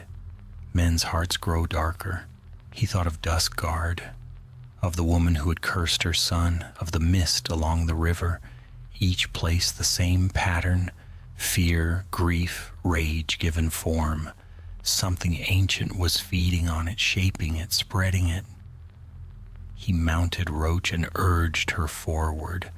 The path wound upward through the rocks, steep and narrow. As dawn began to color the clouds above, he saw it at last. Kaer Morhen, the Witcher's fortress, half buried in snow and shadow. Its towers jutted like broken spears from the cliffside. Smoke rose faintly from one chimney, a sign of life within. Geralt allowed himself a breath of relief. Whatever lay ahead, at least for a moment he was among his own. He crossed the final bridge and entered the courtyard. The great wooden gates creaked shut behind him, sealing the world outside. From the hall came a familiar voice. "About damn time," said Lambert, leaning against a pillar, his grin sharp as ever. "Kira said you'd be bringing trouble. Judging by that look, you've brought half the continent with you." Geralt dismounted, snow falling from his cloak. "Not yet," he said, "but it's coming." Lambert's smile faded. "What kind of trouble?" "The kind that doesn't die easy." The sound of the wind rose outside the walls, a low, distant moan that seemed almost to whisper words. Geralt glanced toward the gate, his medallion humming faintly once more. In the heart of Kaer Morhen, even surrounded by stone and steel, the scent of fear had followed him still. Snow drummed against the stones of Kaer Morhen, swirling in restless gusts that whispered through the towers. The fortress, ancient and austere, stood like a wolf's skull amid the mountains, silent, watchful, and full of ghosts. Geralt walked through its courtyard, his boots crunching on the frost, every step echoing faintly against the walls. The scent of oil, steel, and burning pine filled the air. Lambert followed behind, muttering curses about the cold. "We've had strange weather for a week," he said, pulling his cloak tighter. "Fog creeping up the valley, beasts gone from the woods. I'd wager you've brought it with you." Geralt ignored the jab. His eyes drifted toward the great hall where smoke curled lazily from the chimney. "Kira's here?" Lambert nodded. "Aye. Arrived 3 days ago, dragging half her library and twice as much arrogance. Said it was urgent. Said you'd understand." Geralt's lips thinned. She was right. They entered the hall. Fire blazed in the hearth, casting long shadows across the stone walls. The familiar smell of herbs and alchemical powders mixed with the sharp tang of witcher oils. At the far end of the room, Kira Metz bent over a table cluttered with scrolls and crystal phials. Her golden hair caught the firelight as she looked up, her eyes sharp and bright. "Geralt," she said, with something like relief, though she masked it quickly behind her usual poise. "Finally." "You sent for me," he said simply. She gestured to the papers before her.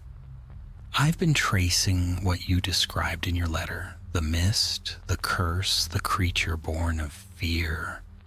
It's not isolated. Reports of similar phenomena have come from Redania, Temeria, even Skellige. Entire villages shrouded in fog, people vanishing, nightmares made flesh. It's spreading."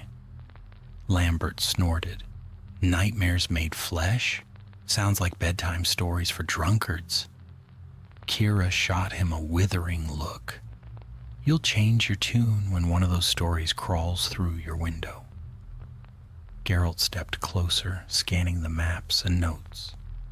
Lines of ink connected towns and battlefields, old burial grounds and burned estates. At the center of it all, a name written in Kira's delicate script. Dol Blathana, the Valley of Flowers, long lost to ruin. What's this? Geralt asked. Kira tapped the map with one gloved finger. The first recorded manifestation. 2 years ago, long before your Duskguard curse, a temple there collapsed overnight, its priests found dead, their faces frozen in terror. No wounds, no fire, just fear. The elves called it Andaven, the breath of dread. Geralt frowned. An ancient name, the oldest, she said. Older even than the conjunction. The elves believed fear itself was a force, a living current that fed on emotion drawn to grief and despair. It slept for centuries. Something has woken it. Lambert leaned against the wall, arms crossed. What do you plan to do then? Fight fear with swords? Kira's gaze didn't waver. If that's what it takes. Geralt studied the map in silence. The valley lay far east, deep in the wilds between kingdoms. A place untouched by men for generations, where ruins of the elder folk still stood under tangled vines. The thought of it stirred something in him, a flicker of dread or perhaps memory. When do we leave? He asked. Lambert raised an eyebrow. We? You're dragging me into this madness too? You wanted work, Geralt said. Now you've got it. Kira smiled faintly. You'll need more than swords. Whatever this power is, it bends the veil itself. I can help you reach it, maybe even contain it. If you keep me alive long enough. Geralt gave a small nod. We leave at dawn. The night passed restless. The wind howled through the halls, and Geralt dreamed, not of monsters or battle, but of whispers in the fog. He saw faces half-formed, pressing against invisible glass. Among them, a child's eyes, familiar, sorrowful, watching. When he woke, sweat chilled his skin despite the fire in the hearth. Dawn broke, pale and silent. The sky hung low, heavy with unfallen snow. Kira was already waiting in the courtyard, cloaked in gray, her horse laden with satchels of scrolls and reagents. Lambert cursed as he tightened his saddle straps. If I freeze to death before we find this valley, I'm haunting both of you, he muttered. Geralt only grunted in reply. The gates creaked open, and the three of them rode out into the white wilderness. For 2 days, they followed the old mountain road east, winding through jagged ridges and forests dark as ink. The weather worsened, the sky a constant bruise of gray. At night they camped beneath overhangs or hollowed trees, their fires small and quick to die. Kira spoke little, her mind lost in thought, her eyes distant. On the third night the wind died. The silence was absolute, too heavy, as though the world itself waited. Geralt was keeping watch when he noticed it, the faint shimmer in the air beyond the firelight, a ripple like heat above stone. His medallions stirred, vibrating softly. He rose and stepped closer. The shimmer spread, forming a curtain of pale light that wavered between the trees. Within it, shadows moved, dozens of them tall and thin, walking in perfect silence. Kira, Geralt said quietly. She was at his side in moments, her hand already glowing with a spell's ready light. Her eyes widened. By the gods! The shapes emerged from the veil, figures in tattered robes, their faces hidden by masks of bone. They did not walk, but drifted, their movements weightless. Not specters, Geralt murmured. Something else? The nearest figure stopped. When it spoke, the voice was soft, hollow, neither kind nor cruel. You trespass in the realm of fear. Turn back. Kira lifted her staff. We seek its source. There is no source, the voice replied. Fear is all, and all is fear. It does not end. Geralt drew his sword. We'll see about that. The figure raised a hand, and the air erupted in soundless pressure. Snow burst upward, the fire extinguished in an instant. Geralt was thrown back, rolling across the frozen ground. He came up with his blade ready as Lambert cursed beside him.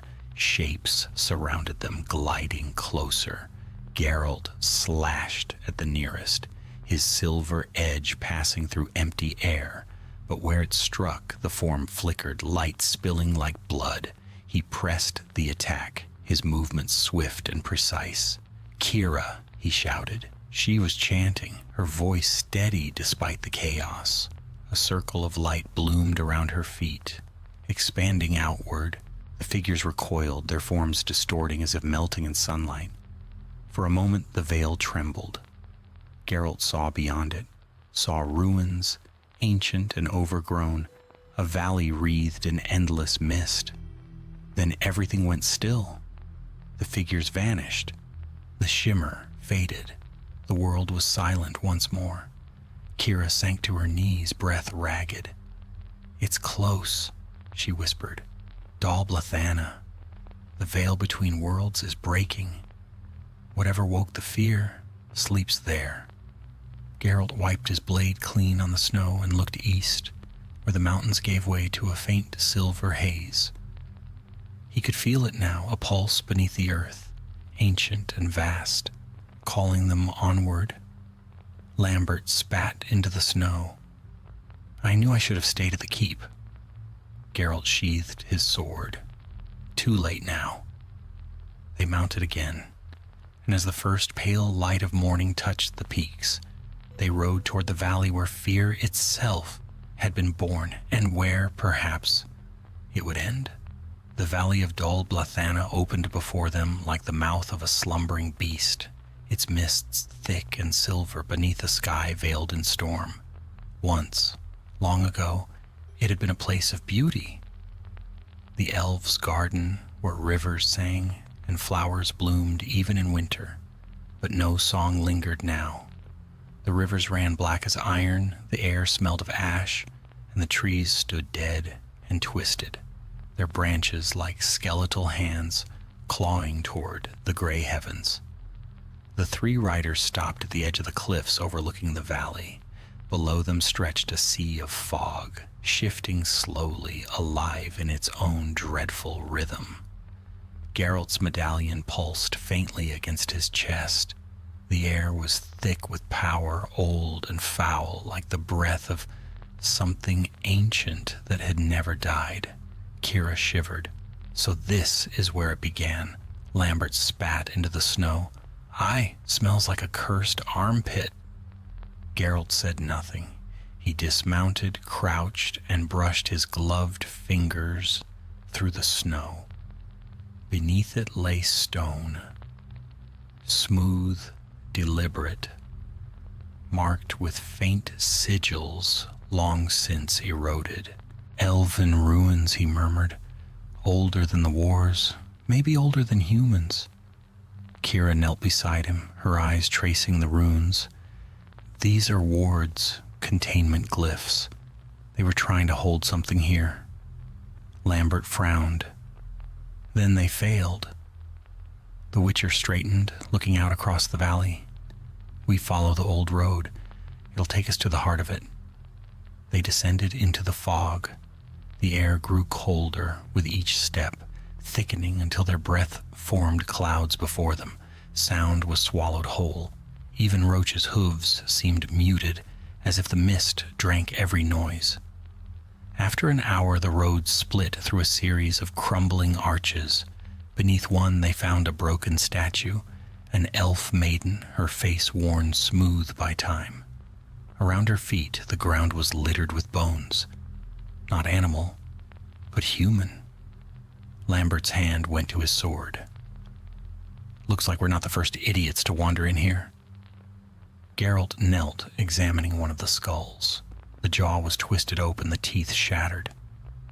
They died screaming, he said quietly. The curse feeds on fear. Just like before. Kira's voice was low, cautious. But this isn't merely a curse anymore. It's something that's grown beyond it. Sentient will, perhaps even a god, if enough fear has gathered to give it shape. Lambert snorted. A god of fear. Lovely. Maybe it'll invite us for tea before it eats us. Keep your jokes, Geralt said. They'll do you no good here. They pressed onward. The deeper they went, the more the fog pressed close around them, cold and damp as the inside of a tomb. At times, Geralt thought he heard footsteps behind them. Soft, almost delicate, like those of a child. But when he turned, there was nothing. By nightfall, they reached the remnants of a great plaza, paved with black stone and ringed with pillars that leaned like drunks in the snow. In the center stood a well, dry and wide, its rim carved with symbols that glowed faintly blue in the half-light. This was the heart, Kira said softly, where they bound the breath of dread. Geralt peered into the well. The depths were hidden by swirling mist. He dropped a stone. It vanished without a sound. No bottom, he muttered, or something swallowing sound. Lambert's hand drifted to his sword again. I don't like this. You were never meant to, Kira said. She raised her staff and light flared from its tip, golden and warm against the cold. The glow spread across the plaza, illuminating faint outlines in the fog. Dozens of figures stood there, statues, frozen mid-motion, their faces twisted in terror. Lambert swore softly. They look real. They were, Geralt said. He could smell the faint trace of decay beneath the frost, turned to stone by fear itself. Kira's hand trembled, but her voice stayed steady. Whatever binds this place is still awake. It's aware of us. As if in answer, the fog began to move. It thickened around the plaza's edges, coiling upward in tendrils that shimmered faintly in the light. The statues seemed to shift, their faces twitching in mockery of life. Geralt drew his silver sword. Stay behind me. The mist gathered before the well, condensing into a single form. Tall, robed in shadow, crowned with a halo of pale light. Its face was hidden beneath a veil, but its voice carried through the fog like the wind before a storm. You should not have come, it said. Kira lifted her staff. We came to end you. The figure tilted its head, almost curious. End? You speak of endings, yet you know none. I am no curse, no spirit, no beast to be slain. I am the fear that lives in all things. I am the whisper before the scream. Geralt's voice was low, steady, and you've been feeding on it, on every frightened thought, every death, every grief. That ends here. The figure laughed, a sound that was neither man nor woman, echoing from every corner of the valley. Ends, foolish witcher. You carry fear within you. You are my child, forged by dread and pain. You cannot kill what made you. Lambert muttered, That's enough talking, and swung his sword. The blade cut through empty air, and in an instant the figure was gone. Then the fog erupted. It surged from the ground, coiling around them like living smoke. Figures emerged within it, not one but many, each wearing a different face. The woman from Duskguard, the boy of smoke, the dead from the fort. Every horror they had faced given form again. Kira cried out a spell. light bursting from her staff. The illusion shrieked and faltered, but more came. The air filled with voices whispering their names, their failures, their fears. Geralt's medallion burned against his chest. He slashed through the fog, each strike glowing with silver fire. The forms dissipated, but with each one slain, the mist thickened, drinking their courage. Kira fell to one knee, her light flickering. "It's drawing from us," she gasped. "Then starve it," Geralt shouted. He reached for the potion at his belt, swallowed it in one gulp, and felt the familiar rush, the world sharpening, his pulse slowing, his senses burning cold. He strode toward the well. The mist recoiled, screaming as if recognizing him as something it could not consume. He raised his sword high, the runes along its blade flaring to life, and drove it down into the stone rim. Light exploded. The well shuddered, cracks racing across its surface. The fog convulsed, its shrieks rising to a deafening crescendo. Geralt felt heat and cold at once, the air tearing around him. Kira screamed something, a spell or a warning, but he could not hear it. The light grew brighter, searing white, until all was silence. When the world returned, Geralt was lying on his back in the snow. The plaza was gone, or rather, it had changed. The fog had vanished, the statues had crumbled to dust, and the sky above was clear for the first time. Kira knelt beside him, pale and exhausted. Lambert stood nearby, his cloak torn, staring at the broken well, now nothing more than a pit filled with lightless shadow. "Is it over?" she asked. Geralt pushed himself upright, his muscles aching. He looked toward the valley. The air was still. No whispers, no movement, only peace, fragile, uncertain, but real. "For now," he said. Kira followed his gaze. "You destroyed it?" He shook his head. "No. Fear can't be destroyed. I closed the door it used to enter, but it's still out there, waiting for hearts weak enough to open it again." Lambert sighed. "Then we'd better hope the world stays brave for once." Geralt said nothing. He sheathed his sword, the silver edge dull under the cold morning light. The snow began to fall again, soft and slow, covering the ruins of the past. They turned their horses north, leaving Dol Blathanna behind. The valley lay silent once more, but deep within the earth, beneath the sealed well, something stirred, not dead, only dreaming. And as the Witchers rode into the storm, the wind carried a faint whisper across the empty plain. "Witcher, we will meet again." The storm broke before dawn. By the time the sun rose pale and cold over the mountains, the world was washed clean, save for the 3 riders who made their slow way north. Snow clung to their cloaks. Their breath hung in the air like mist, and the silence between them was heavier than any burden of pack or blade. The valley of Dol Blathanna lay far behind, hidden beneath miles of forest and frost, but its shadow seemed to follow them still. For a long while none spoke. The mountains loomed like ghosts, their peaks veiled in cloud. Geralt rode at the head, his eyes scanning the road.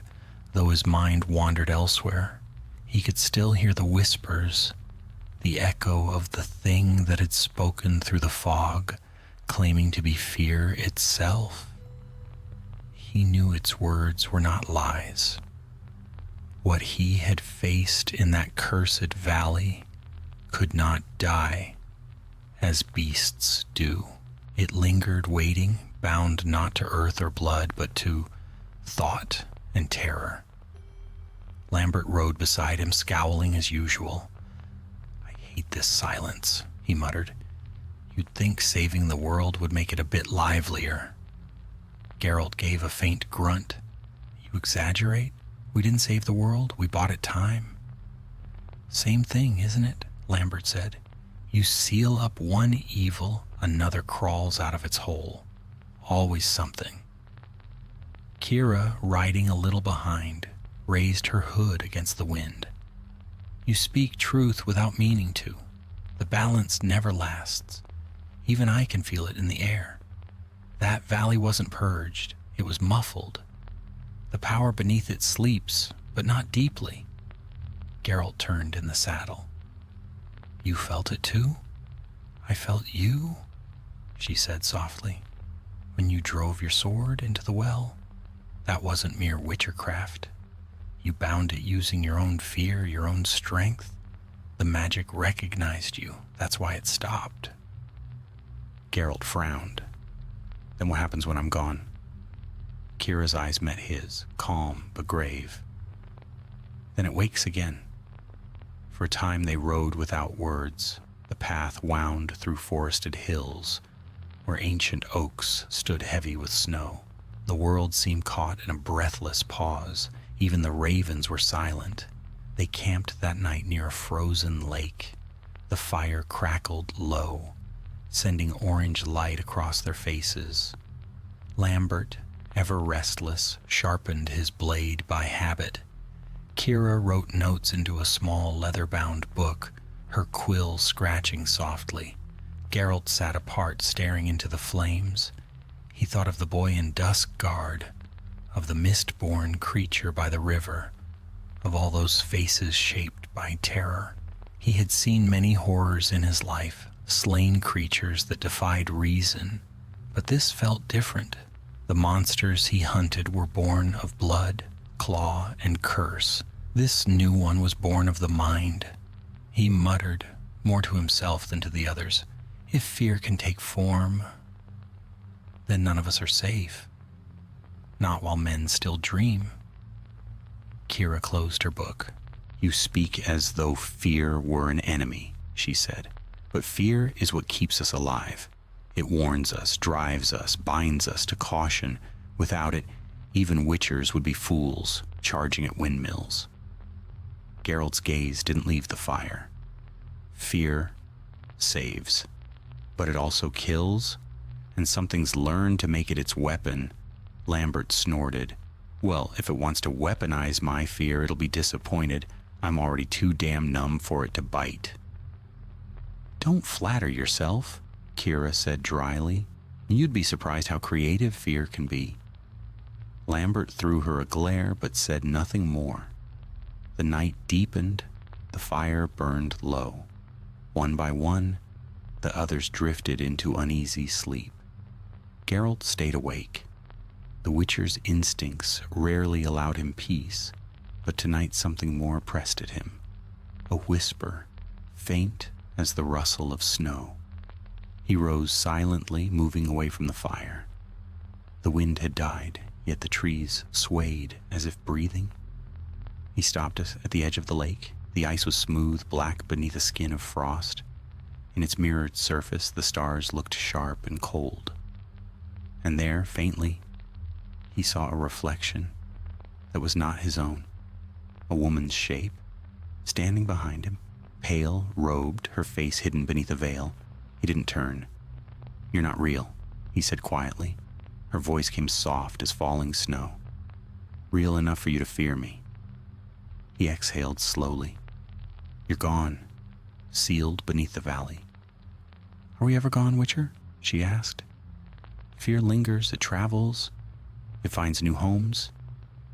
He turned then, sword half drawn, but there was nothing. Only the sigh of the trees and the whisper of the ice shifting beneath its weight.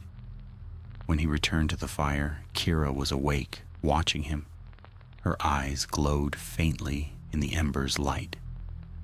You saw something, she said. Geralt sat down again, sheathing his blade. Just the wind playing tricks. She studied him a moment, then returned her gaze to the fire. If you truly believe that, you wouldn't still be holding your breath. He realized she was right. He forced the air out in a long exhale. If the veil between worlds is breaking, he said, it won't stop at one valley. No, Kira said, it won't. By the second morning, the mountains gave way to rolling plains. They reached the old trade road that led toward Cadwin's borders, but even here the signs of unrest grew. Villages were abandoned, their doors hanging open, snow swept clean through their empty halls.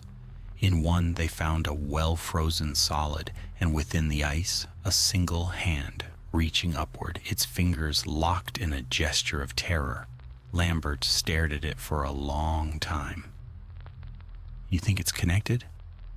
Geralt didn't answer. He could feel the faint hum through his medallion, the taste of lingering magic in the air. Kira traced a rune in the frost. This isn't new. It's spreading faster than I thought. The fear has found other vessels. What kind? Lambert asked. Dreams, she replied. Thoughts. Anything that carries emotion. Fear doesn't need a body anymore. It can live in memory, in story. Wherever men speak of it, it grows stronger. Lambert looked at Geralt. So what now? We can't exactly kill a story. Geralt stared at the frozen hand. No, he said, but we can make sure people stop telling it. How? By giving them something else to believe in. Kira tilted her head. You mean hope? Geralt looked toward the distant horizon where the sun bled pale gold through the clouds. Call it what you like. They left the village behind, the sound of their horses' hooves echoing over the hard ground. The wind rose again, carrying with it a faint whisper, too distant to make out, but Geralt knew its voice now. It no longer frightened him. As dusk fell, they saw lights ahead, flickering fires, the shapes of men moving, perhaps a settlement that had not yet fallen to fear. Lambert sighed. Maybe they'll have ale. Maybe, Geralt said, or maybe more trouble. Kira smiled faintly. With you two, the difference hardly matters. They pressed on into the night. The road stretched before them like a pale scar across the dark earth, winding toward whatever waited beyond the next hill. Geralt said nothing more, but in his mind he carried the echo of that voice, the whisper that had once promised to return. Perhaps it would. Perhaps it already had. But for now, the Witcher rode on, the Wolf of Rivia, beneath the dying light, chasing peace in a world that refused to rest. And behind him, in the distant south, where Dol Blathanna lay, yet buried beneath mist and ruin, something stirred once more beneath the ice, slow, patient, and smiling in the dark. The wind howled across the plains as the three riders crested the last ridge before dusk. The snow had thinned, giving way to brown grass and the black veins of thawing rivers. Smoke rose from the north, a thin gray column against the dim sky.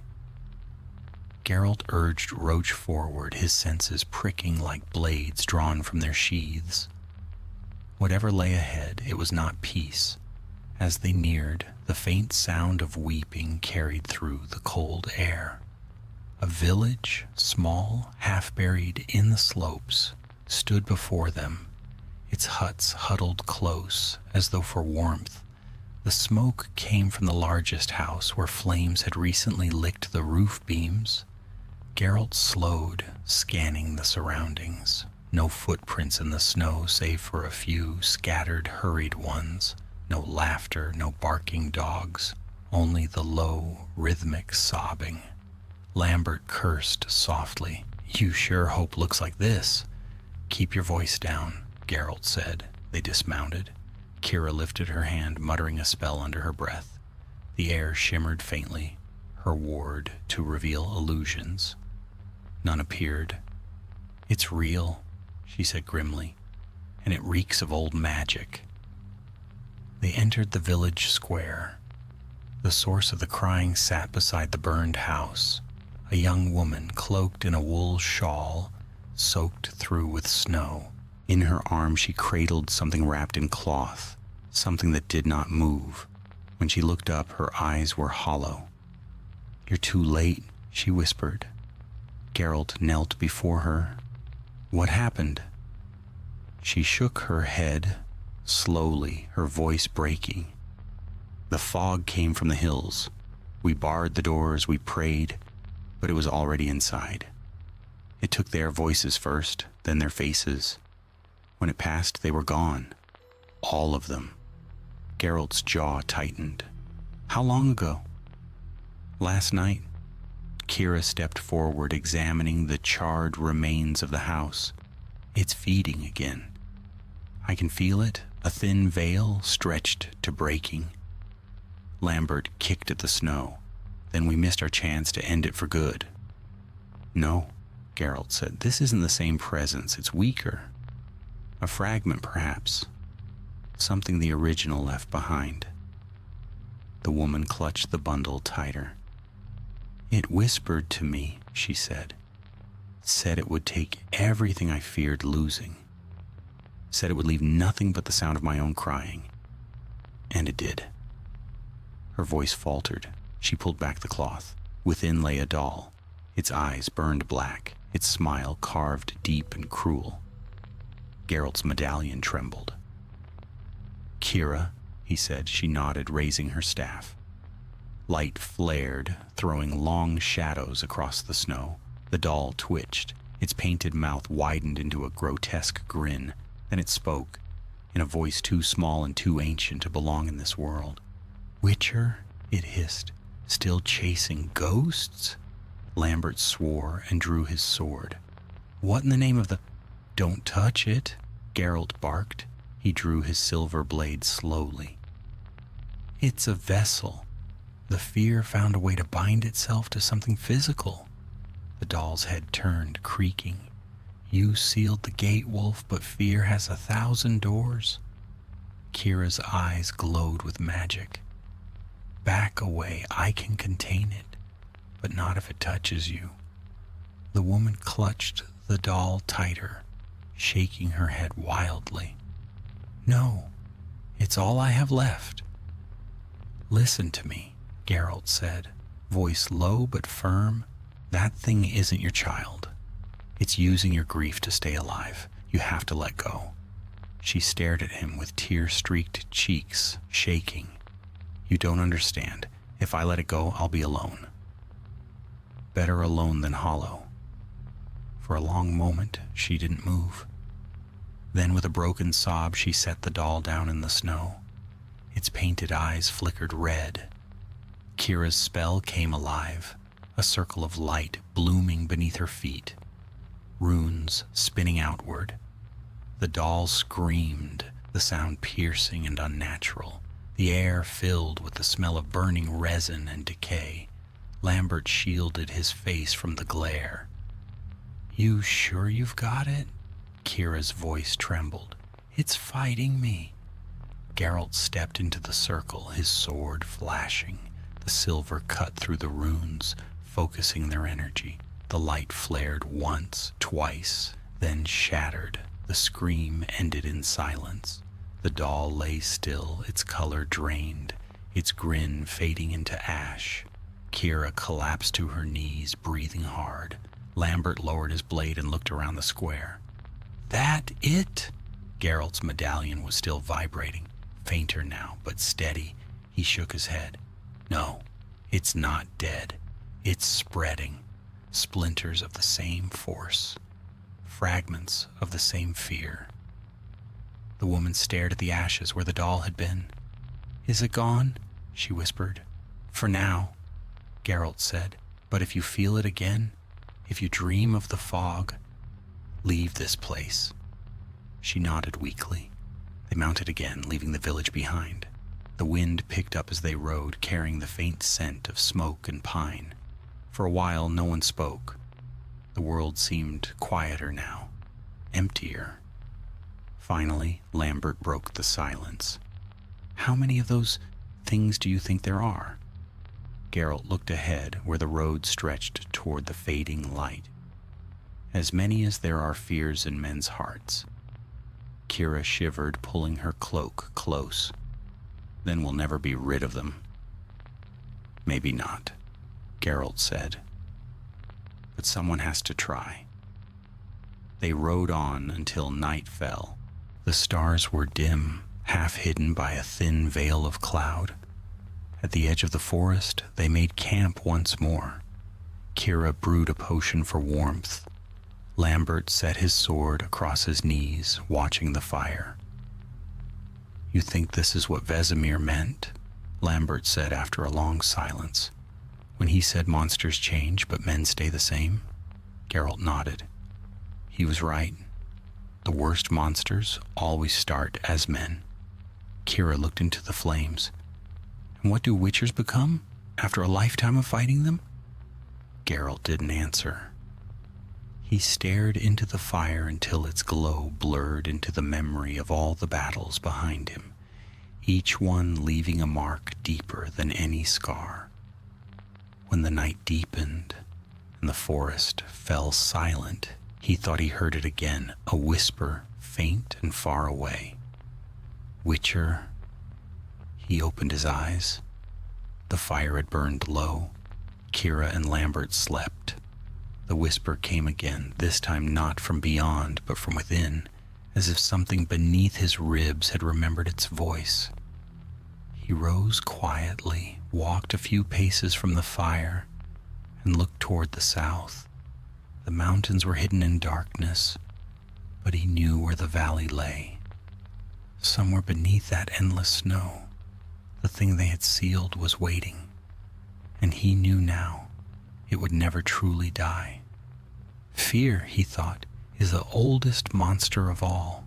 He returned to the fire, lay beside Roach, and closed his eyes. The whisper followed him into dreams, soft, endless, patient. When dawn came, the snow began to fall again. The Witcher of Rivia rode onward beneath a gray and merciless sky, the world behind him growing darker, the road before him fading into mist.